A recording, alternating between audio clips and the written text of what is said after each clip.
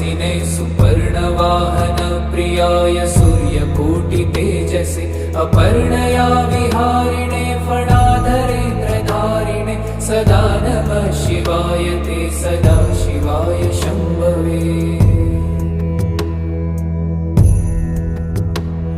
सतुङ्गभङ्गजह्नुजासुधांशुखण्डमौलये पतङ्गपङ्कजासुहृत्कृपीडयोनिचक्षुषे भुजङ्गराजमण्डलाय पुण्यशालिबन्धवे सदा नमः शिवाय ते सदा शिवाय शम्भवे।